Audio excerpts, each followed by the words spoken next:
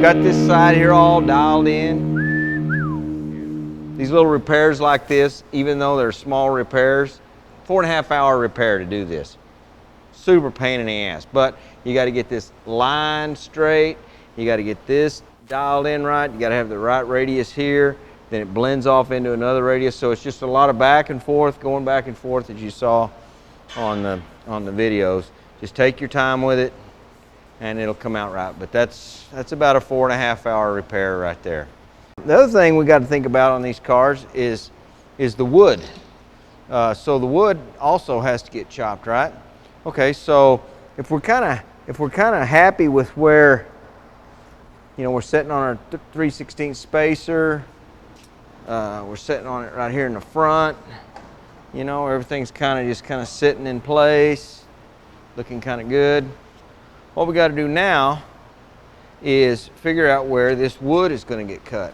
Okay, so the way I do that is we'll pop this off.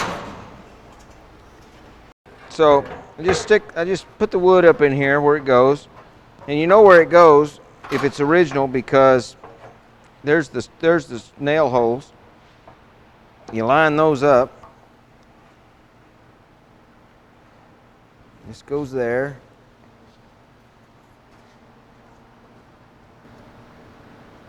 Okay, so it's all up where it should be. How can you tell? We can double check and see where the nail holes were. Right there, right there, right there. It's all good. It's all good. It's all tight. It's all tight.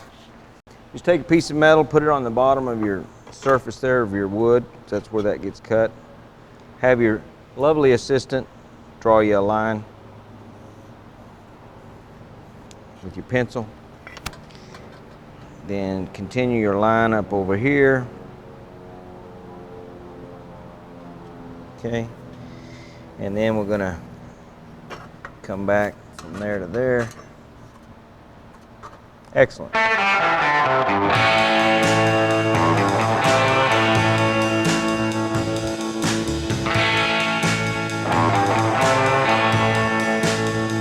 We got it back on. I'm happy with our 3/16 gap right there.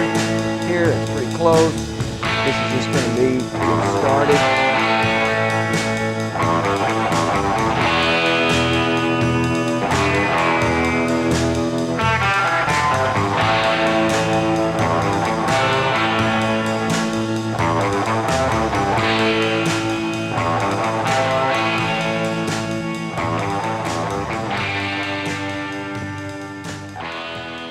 Okay, originally the wood from the door post and the upper post, there was a tongue that goes in here, right?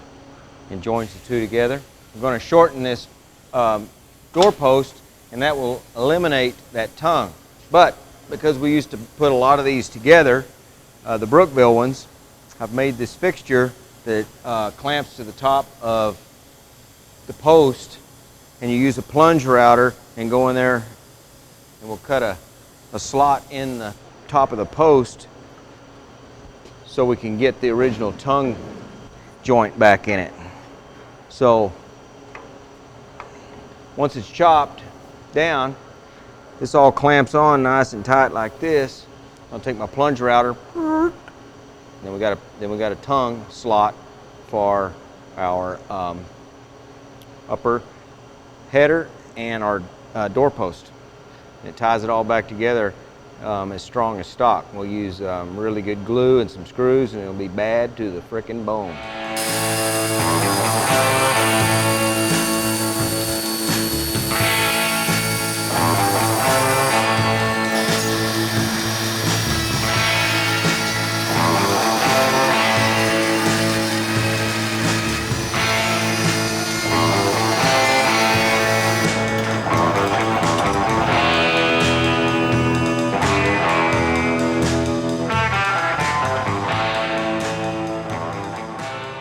Got the wood chopped.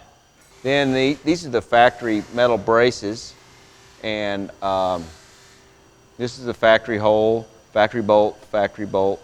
But because obviously it used to be this high, we had to move the hole in the bracket, so I just welded up the bracket hole in the bracket. We've got the doors opening and closing. There's no tension on these, these are just set neutral. You know, didn't have to pull it around. Our dovetail lines up perfect center in the striker. You can see how easy it opens and closes. That's both sides. You know, we got all of our wood tied together. Door gaps are great. Got that angle 74.5. On this side, 74.3. So 2/10, pretty close. I got one wood screw that I put in right here in the dead center. Okay, after I got everything set, all the angles are set, the doors are lined up perfect on both sides, all that's set. The door gap here is nice, all that's set. Tighten all this up, double check it, double check it, double check it. And once it's set, everything's tight, I drill and put one wood screw right here. And that's like a pilot screw, so when you, because this wood's going to have to come out one time. So we can weld up this back piece here, weld up the back here, and when we put the back corners in. So you want the wood to go right back into the same place. So anyway, so that takes care of all the wood. So now what I'm working on now is finishing up the header, the windshield piece. We've got both A-pillars finished finally, the skins, putting them back on. I'm metal finishing this out. Sand some of this weld down and then file it and get it dialed in here. Some of the tools we'll be using for metal finishing, this is called a bullseye pick, obviously. This bullseye pick, you can see that kind of comes up into the center, and then you can raise up low spots. Just kind of center it.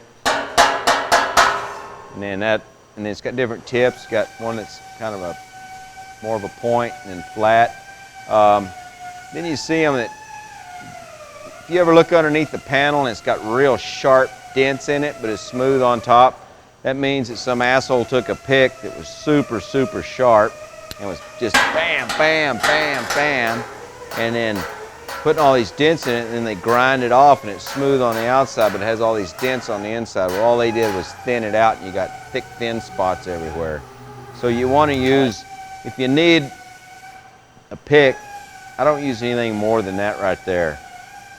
You know, don't go in there and make a bunch of dents and then just grind it off. I mean, it's just, that's the most disgusting thing that you can do to a piece of sheet metal is beat it up and then grind it off smooth and say, oh look, it's all metal finish. No, it's metal fucked is what it is.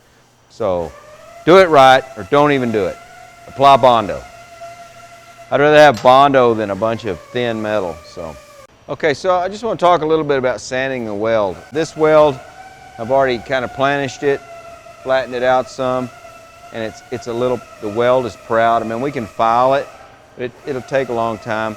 The way I sand is, it's not grinding. I'm trying not to put any heat into it. If you're sanding on something and you're putting a lot of heat into it, then you're hitting it too hard. So I just kind of kiss it a little bit.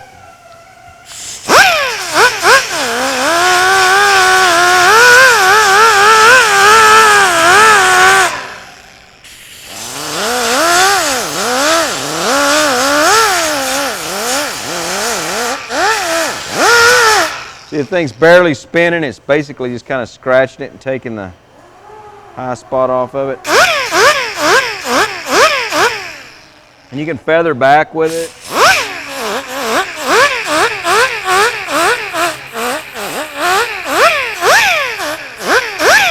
And that's another thing. Sometimes when you put a patch panel in a car, the metal is a few thousandths thicker, the new metal's thicker, because it's very hard to get exactly the same thickness of metal, and then over the years, you know, and then it also depends on where the thing was stamped. Like this metal here, because of where this was hit, it's either thicker or thinner than here, depending on if whenever it's stamped, it shrunk when it was stamped, or if it stretched when it was stamped. So you're going to get thick, thin spots, no matter. Say it's a 19 gauge body, well, it's still going to be thicker and thinner in some places, because on some stampings, when it pushes it in, it actually shrinks the metal. And when it shrinks, it always thickens. You know, we talked about that, it always thickens. And then when it stretches, it always thins. So you're going to run into, time and time again, you're going to run in where you put a new patch panel in, and it's a little bit thicker than the original. So just for demonstration purposes, say that this is our new piece, and this is our old piece, and this is a little bit thicker, just a few thousandths, you know, it could be just a few thousandths. So when you blend into it, you want to start from the thick side, which pretend like this is the thick side, and go to the thin side. And you'd start back this way.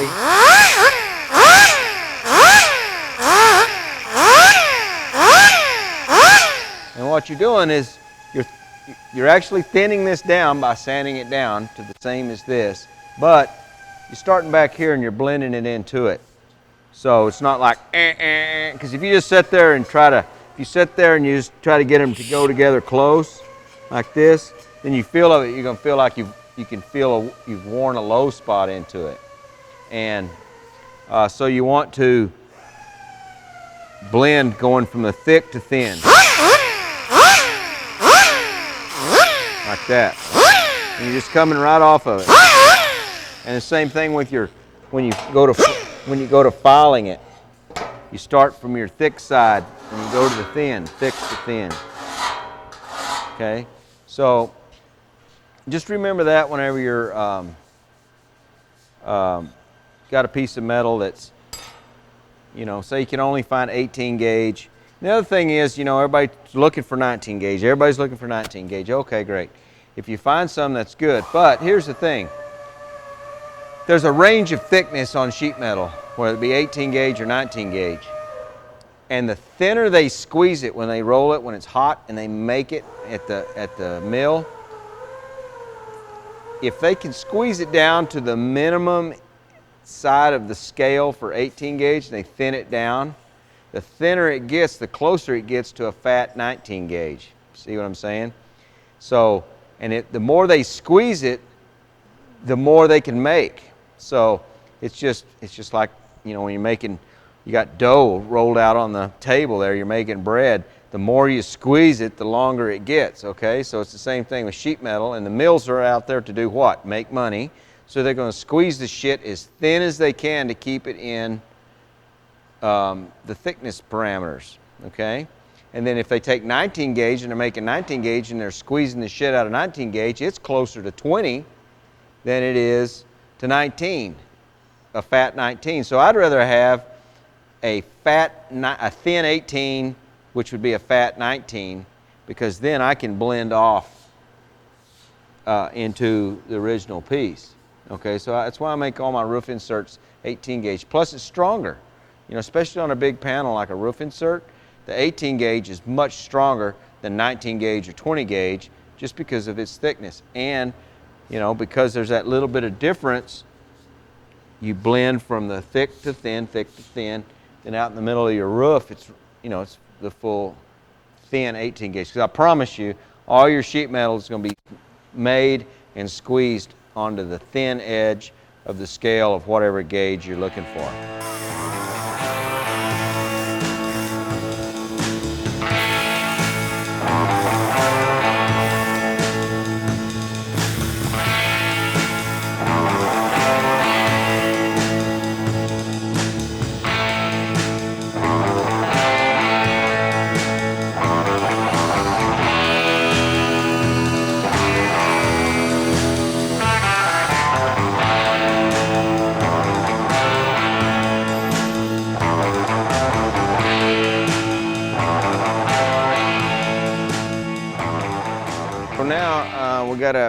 We gotta fit this. We got a little bit of a gap right here, and that's because if you notice back here in the back, since this thing has an angle chop on it, okay, from the factory, this drip rail is pretty much level. So now it's angled, so this doesn't match anymore, okay? Got this angle going, and now it's going that way. So what I'm gonna do is I'm gonna put one cut right through here to there, and it's going to let that go forward, and it'll overlap so we don't have to add a filler piece. So I'm just going to go right through here. We're not going to cut all the way through the panel. We're just going to cut on the outside. We're going to stop right here. And then what that's going to do is this is going to go forward. This is going to tuck up underneath it, and we'll scribe it, and then that's going to go forward, and that's going to close up this gap here in the front.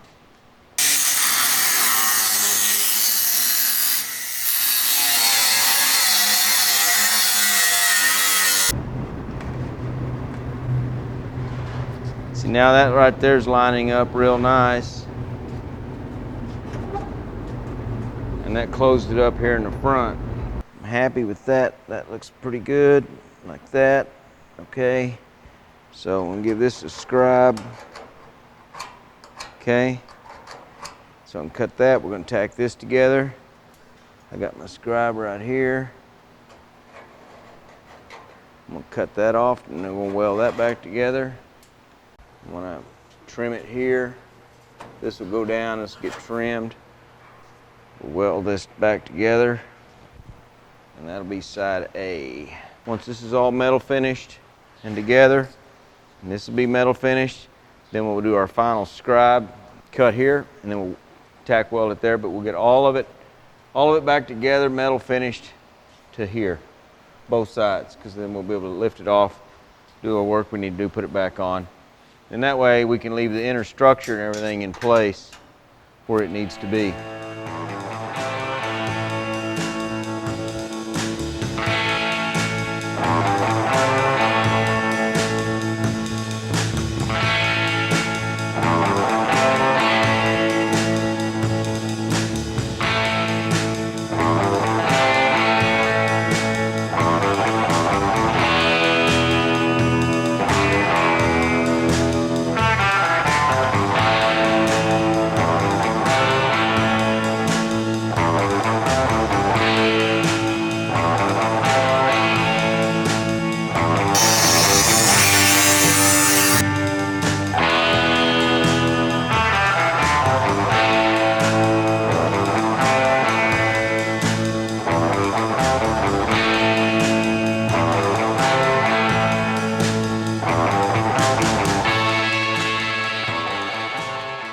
Kind of run into a problem. How are we going to get these surfaces the same? Because there's the header's right there. You can't really get your hand in there or a clamp. So took a piece of copper and just kind of put it in the vise and slapped it around until it was about the same contour of the body here. And we're just going to slide it up in here like this. Like this. It could be a piece of aluminum, it doesn't have to be copper. Now we can kind of hold it all together. We can get some clamps on this pig and be good shape. Get that first witness mark lined up. Oh baby, yeah.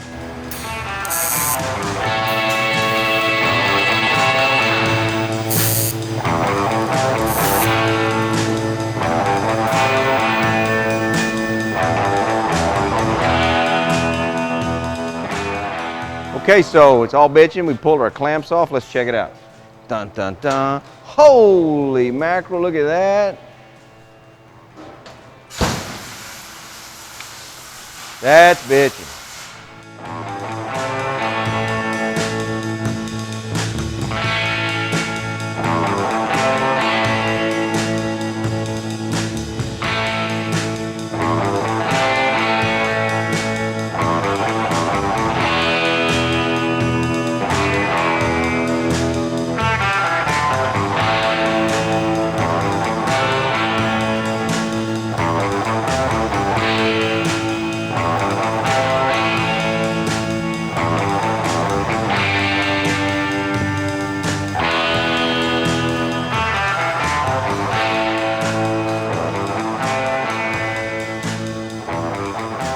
Okay, we got the roof pulled off, or the section of the roof. That way I can finish welding all these seams here and get everything blended back up where it needs to be. Okay, one thing that I do on the chops, I take some of the forehead out of the header panel, So when it leans back, it starts to flow back sooner instead of being abrupt. And the way I do that is just simply slap it down, just rechange my radius with a slapper and a dolly. This particular slapper here is made out of a file.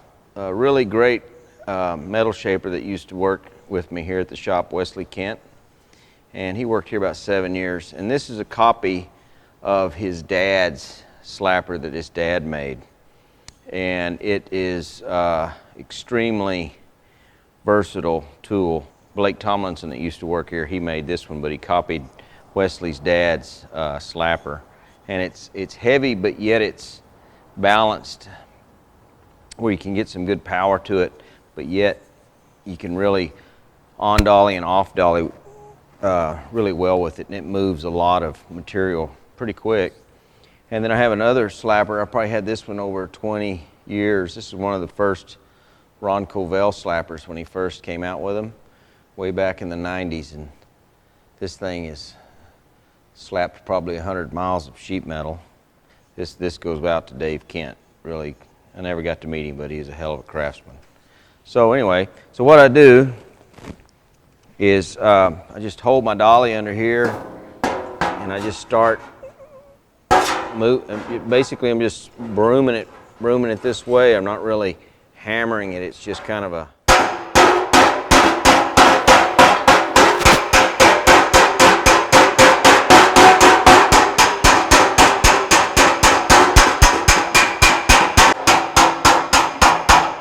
once this is cut off here, this channel, because we're going to, put a roof insert in here, that'll help this lay down even better. So it'll be a nice transition off the windshield into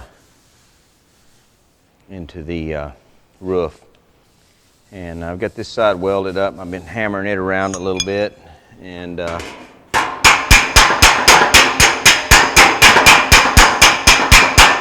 be sure, and I'll go over it real well, because once we put it on, we won't be able to get to this side again, because we have our inner structure in our body.